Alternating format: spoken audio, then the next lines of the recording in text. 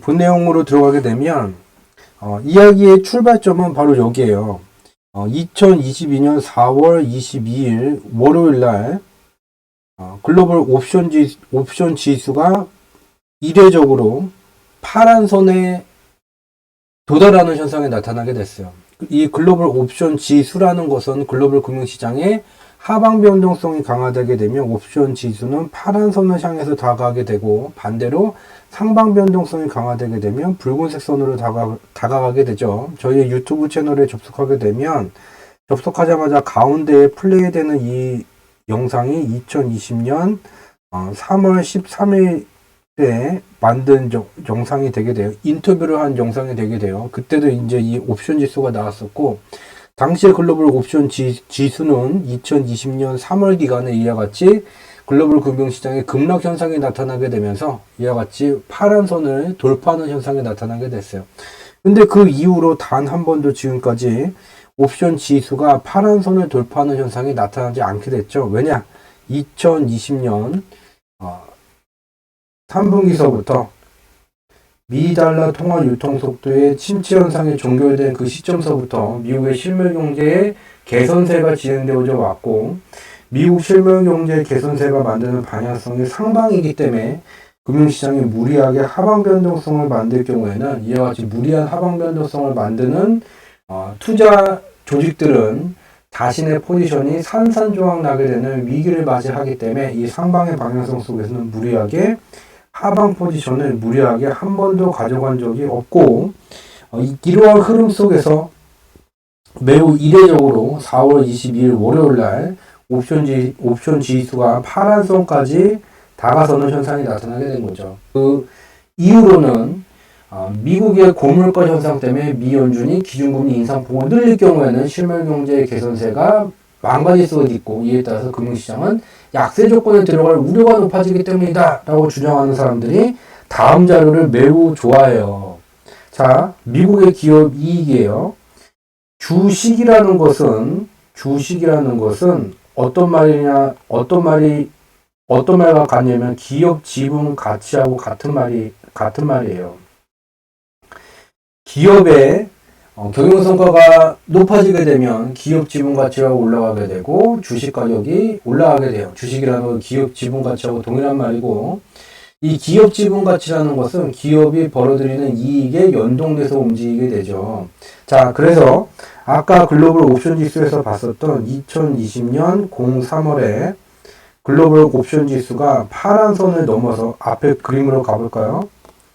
파란 선을 넘어서 글로벌 금융시장에 폭락이 진행되던 기간에 미국의 기업이익을 보게 되면 이와 같이 이전보다 기업이익이 급감하는 현상이 나타나게 됐죠. 그러니까 글로벌 옵션 지수가 파란 선을 넘어가고 글로벌 금융시장의 하방 변동성이 강화됐어요. 근데 지금 미국의 기준금리 인상폭이 증가되게 되거나 또는 대차 대조표 축소 시기를 앞당기게 돼서 시중의 유동성 규모가 줄어들게 되면 글로벌 경제의 개선세가 둔화되게 되고 침체되게 되고, 이에 따라서 금융시장이 약세 조건에 들어와 있다고 주장하는 이들이 좋아하는 그림이 요거예요.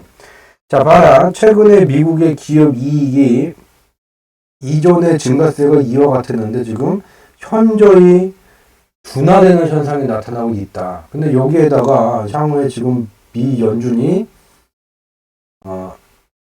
기준금리를 인상을 하게 된다면 기업이익은 둔화세를 넘어서 침체세로 다분히 전환될 위험에 노출되어 있는 거야. 그러니까 금융시장이 이에 민감하게 하방으로 지금 반응을 보이고 있는 거라규. 근데 그들의 주장에 놓친 것이 있죠. 야, 여기 짝대기 갖고서는 뭔가를 판단하기 원한다면 여기다가 짝대기 하나 거봐 임마. 봐라. 코로나19가 발생됐을 때 기업이익이 폭망했지. 여기는 코로나19가 없었을 때 미국이 벌어들이는 기업이익 수준이야. 지금도 코로나19 감염 확산 지속되고 있는 중이지. 공급망 병목 형상 계속해서 2020년 상반기서부터 지속되어 왔어. 야, 지금 이 코로나19 감염 확산이 지속되는데 기업이익이 이전 코로나19 발생 이전 수준을 넘어섰어. 이거는 왜 안 보냐. 또 하나 우리가 여기서 매우 중요한 내용을 봐야 되겠죠. 기업이익은 미 달러의 단위로 측정이 되게 돼요. 무슨 말이냐? 이 자료를 우리는 반드시 기억을 하고 있어야지 되겠죠. 여기를 보게 되면 이 파란 선으로 나타낸 게 미국의 기업이익이 되게 되고 얘가 미 달러 가치예요. 미 달러 가치가 상승한다는 것은 미 달러 가치 강세 현상이죠. 돈의 가치가 상승하게 돼요. 그러면 상품의 가치가 하락하고 상품을 만드는 곳의 가치가 하락하게 돼요. 무슨 말이냐면 미달러 가치가 강세를 나타나게 되면 돈의 단위로 측정되는 미국의 기업이익 실적이 내려가는 현상이 나타나게 돼요. 다른 기관도 보게 되면 미달러 가치가 추세적으로 과도하게 강세를 나타나게 되면 이 미달러의 단위로 측정되는 미국의 기업이익 실적이 저감되는 현상이 나타나게 되죠. 미달러 가치가 강세를 나타나게 되면 미달러의 단위로 측정되는 지표값인 미국의 기업이익의 실적은 침체되는 현상이 나타나게 돼요. 미국의 미달러 가치가 2021년 9월 이후에 오버슈팅을 넘어서 매우 과도한 어떠한 경제지표의 인가 분석도 거부한 조작적인 강세 현상이 진행되고 있고 이렇게 되면 어떻게 돼요? 빨간 선을 올라가면 파란 선 내려가거나 상승세가 둔화돼. 아하, 야, 감 잡았어. 코로나19 발생 수준을 미국은 기업이익이 2021년 2분기에 이미 넘어섰어요. 즉 코로나19 경기부양정책 2020년 상반기에서부터 진행된 코로나19 경기부양정책이 매우 적확하게 성과를 발휘하고 있다는 것이지. 근데 왜 기업이익 실적치가 2분기 이후에 둔화됐을까? 미국 경제의 단상을 나타내는 경제지표의 개선세는 지속되는데 왜 미국 기업이익의 상승세가 둔화될까?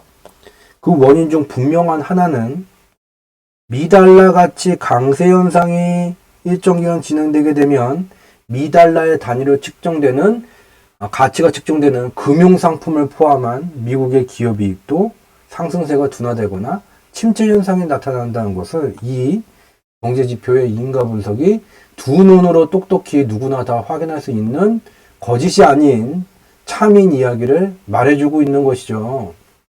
자, 그러면 우리가 이제 봐야 되는 것은 아니 그러면 미 달러 가치 강세 현상이 정확히 언제부터 시작됐는지를 봐야 되겠고 요거에 대한 상세적인 분석 내용은 최근에 업로드된 저희의 공개 방송들을 보게 되면 더 상세적인 내용을 보실 수 있죠. 여기에 미 달러 선물을 나타내게 됐어요.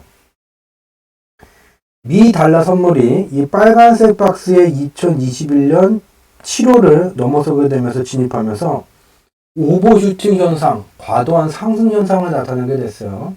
근데 또 9월을 넘어서 10월에 진입하게 되면서 빨간 박스를 넘어서게 되는 매우 과도한 오버슈팅 현상이 진행되게 됐고 여기 숫자로 나타낸 것은 미국의 물가예요. 미국의 인터레스트 레이시 되겠죠.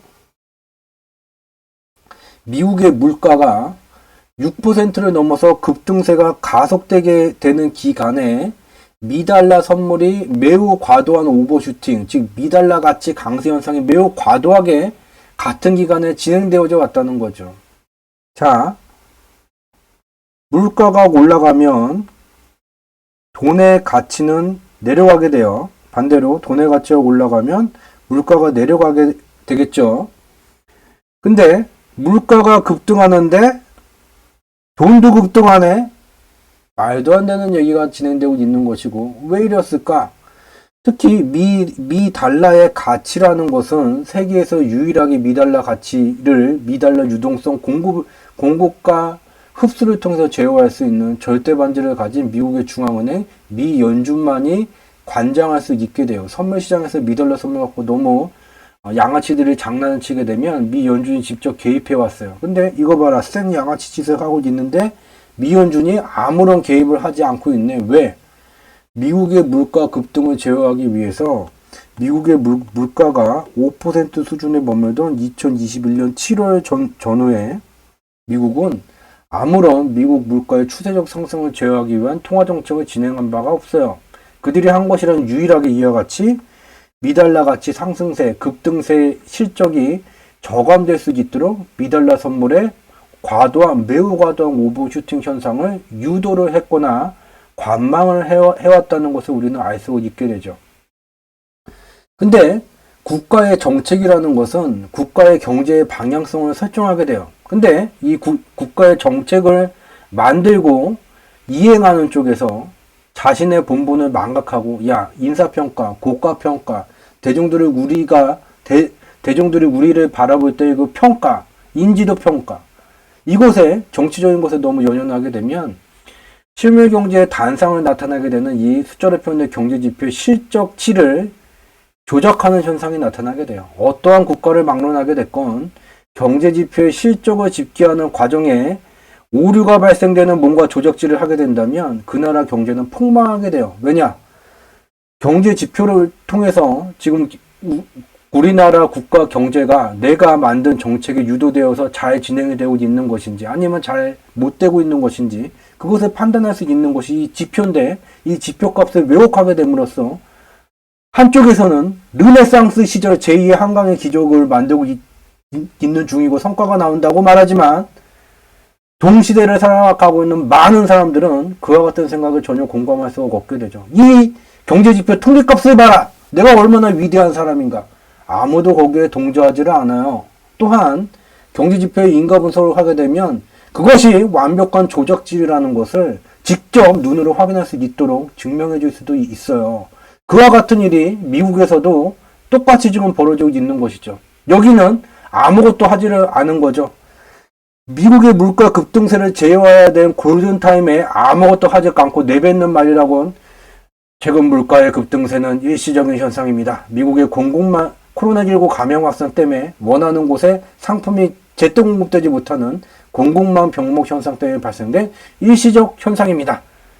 미국 재무장관 어떻게 생각합니까? 네, 제닛 옐런입니다. 일시적 물가 상승이라는 것에 동의합니다.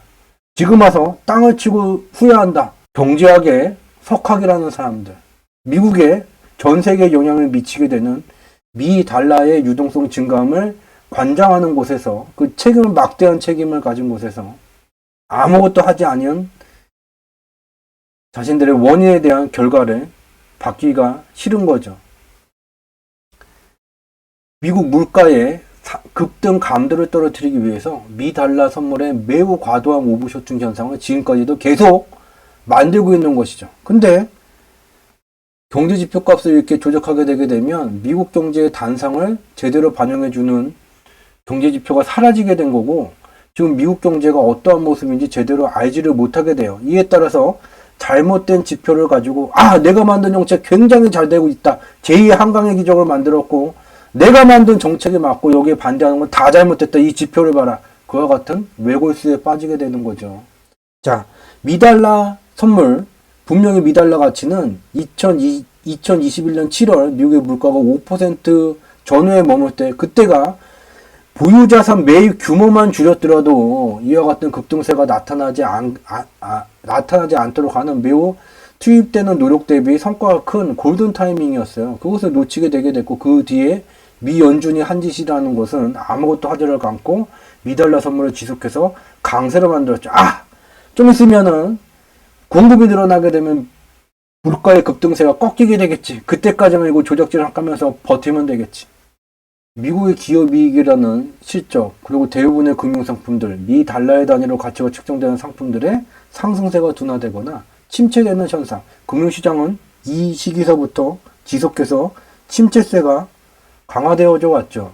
이와 같은 현상이 나타나고 있고, 파월의 손과 발을 막고 누군가가 이와 같은 짓을 유도하고 있지만 그와 같은 짓이 계속되기가 힘들죠. 무엇이에요? 첫 번째는 벌어들이는 거는 지금 풍족하게 벌어들이고 있으니까 이 감도가 좀, 증가세 감도가 떨어진다고 무슨 큰일이 벌어지겠냐. 그거 그리 큰 거 아니다. 야, 플러스가 요만큼 나와도 플러스고 요만큼 나와도 플러스인 거지. 플러스 나는 거는 남는다는 거야. 장사꾼이 미친다는 말 들어봤어? 요 같은 건 남으면 되는 거야. 이건 큰 문제가 아니야.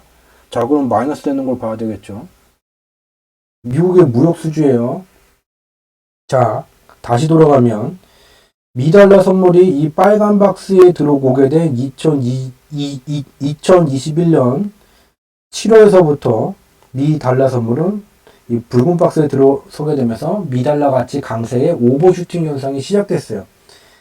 2021년 7월에서부터 미국의 무역 수지가 어떤 모습을 보였을까? 2021년 7월에서부터 미국의 무역 수지가 이와 같이 적자 폭이, 마이너스 폭이 계속해서 증가되어 왔죠.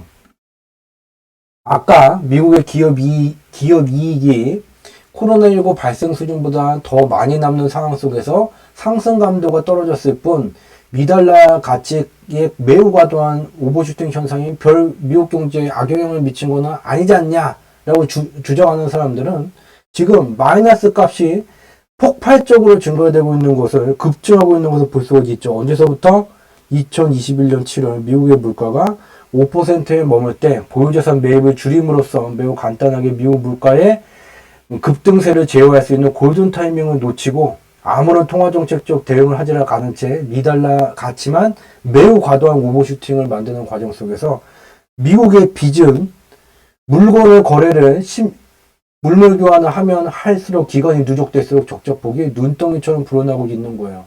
누구 때문에? 이 조작질을 하고 있는 미 행정부나 또는 미 연준 속에 파월의 손과 발을 막고 있는 그 누구라는 거죠. 그렇지만 우리가 알 수 있는 것은 네가 하고 있는 조작질 때문에 잘 나가던 미국 경제가 적자폭이 눈덩이처럼 불어나고 벌어들이는 이 가치가 돈의 단위로 표현되게 되면 벌어들이는 가치가 둔화되는 현상이 나타나고 있다. 즉 네가 하는 조작질 오래가지 못한다라는 것을 우리는 알 수가 있게 돼요. 즉 결국은 모든 지금 글로벌 금융시장의 약세를 보이는 것도 미달러 가치 강세 현상 때문이고 돈의 가치가 매우 과도한 오버슈팅 현상을 나타나게 되면 금융상품을 비롯해서 미달러의 단위로 가치가 측정되는 경제지표들의 실적들도 상승세가 둔화되거나 무역수지와 같이 적자폭이 폭발적으로 증가되는 현상이 나타나게 된다는 거죠. 미달러 가치 강세라는 게 결국은 미국 물가의 급등 현상에서부터 시작이 되었고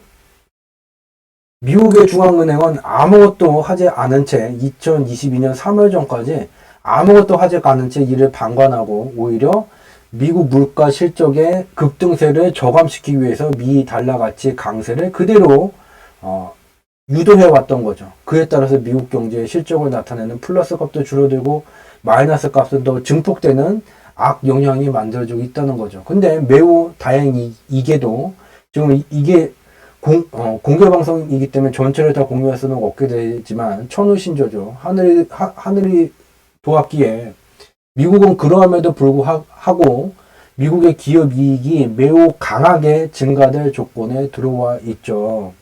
그래서 2022년 5월에서부터 미 연준이 기준금리 인상폭을 늘리고 대조표 축소 시기를 앞당겨서 진행을 하게 된다면 실물경제 기업 이익의 증가세를 저해하지 않는 수준까지 기준금리를 올리고 대체대조표 축소 규모를 늘리게 되게 된다면 미국은 또다시 한 단계 더 도약할 수 있는 그러한 강력한 그러한 조건 속에 들어와 있죠.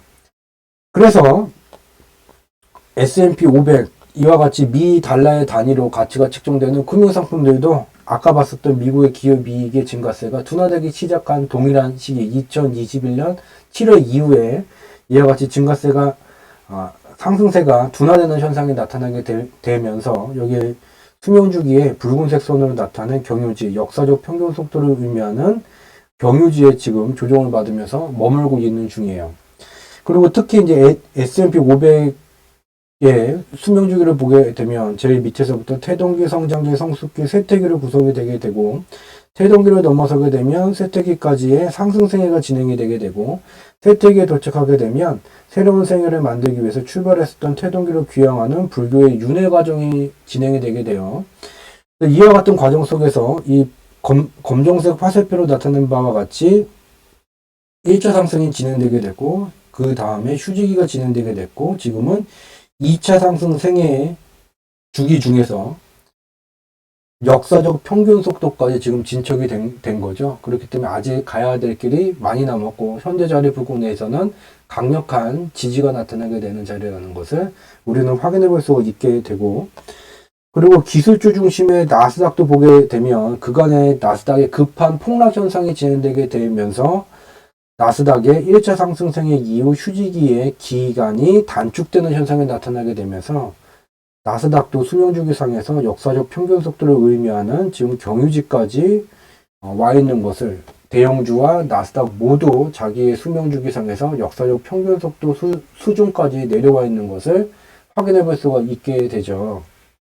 그래서 정리하게 되면 지금 글로벌 금융시장의 약세가 진행되는 그 근본적인 원인이 거슬러 올라가게 되면 미달러 가치의 과도한 강세 현상이고, 미달러 가치의 과도한 강세 현상이 시작된 그 시점으로 다시 거슬러 올라가게 되면 미국 물가의 급등 현상이라는 게 존재를 하게 된다. 즉 미국 물가의 급등세가 격화되는 그 시기에 미달러 가치 강세 현상의 격화 현상이 진행되게 됐고, 미달러 가치라는 것은 미달러 유동성을 조절할 수 있는 유일한 권력을 가진 미국의 중앙은행에 의해서만 조작된 것을 바로잡건 그것이 가능하다. 즉 미연준이 이를 유도했다는 것을 간접적으로 유추해 볼 수가 있게 되고, 이러한 과정 속에서 미달러 가치의 과도한 가치 상승에 의해서 금융시장이 약세를 보여왔지만 금융시장은 역사적 평균 속도를 지금 유지하고 있는 중이고, 또 실물 경제를 보게 되면 미달러 가치 강세 현상에 의해서 미국의 기업 이익의 증가 감도가 둔화되게 되고, 특히 무역 수지의 적자폭이 격화되고 있는 중이다. 따라서 미달러 가치 강세 현상이라는 것은 향후에 더 진행된다기보다는 한계 수준에 임박하고 있다. 안타까운 점은 공개 방송이기 때문에 다 공유할 수는 없게 되지만, 미연준이 왜 저와 같은 미달러 가치 강세만 만드는 바보 같은 짓을 했을까? 그들에게도 나름 합리적인 이유가 있겠죠. 그래서 지금 시점은 향후 진행될 2022년 5월서부터 진행될 미국의 물가 급등세를 제어하는 통화정책이 진행되게 되더라도 미국 물가의 급등세가 5월 이후에 갑자기 하락하는 침체세로 피크아웃이 형성되지가 않는다. 과거에도 그래 왔듯이 어떤 조건이 형성되기 전까지 미 연준의 물가 제어 통화 정책이라는 것은 물가의 급등세의 상승 감도를 둔화시키는 기능을 하게 될 뿐 피크아웃을 외치는 시기가 5월이 아니라는 것을 알 수가 있죠. 그리고 또 하나 다 공유할 수는 없게 되지만 그러함에도 불구하고 미국 경제는 세계에서 제일 강한 흐름을 보일 조건을 갖추고 있고, 여전히 글로벌 금융시장에서 투자할 만한 곳을 찾는다면 원픽은 미국이 되게 된다는 것을 우리는 기억해야지 되겠고, 2020년 상반기서부터 지속해서 말씀드려온 이 그림, 글로벌 금융시장의 방향성은 상방이고, 우리는 봄, 여름, 가을, 겨울 글로벌 금융시장의 4계절 중에 봄의 말기에서 여름으로 진입하는 과도기의 금융시장의 변동성이 증폭되는 시기를 굉장히 많은 기간을 겪어왔다. 여름의 장세로 우리는 들어서고 있다는 것을 기억을 해야지 되겠고, 따라서 하방 변동성이 격화되게 된다면 상방의 방향성에서 하방 변동성이 격화되는 것은 공포가 아닌 절호의 기회가 된다는 것을 좀 더 풀어서 말하면, 지금 봄의 장세에서 여름의 장세로 넘어가는 과도기 때 변동성이 증폭된 것은 공포가 아닌 기회의 시기가 된다는 것을 잊지 말고 기억을 해야지 되겠습니다. 오늘 준비한 내용은 여기까지였고요. 숫자로 표현된 경제지표의 원인과 결과 분석에 대한 스토리가 있는 곳, 저희 경제지표 스토리텔링에서 진행하는 공개방송 밤을 잊은 그대, 오늘 내용은 여기서 마치도록 하겠습니다. 행복 가득한 시간 되시기 바랍니다. 고맙습니다.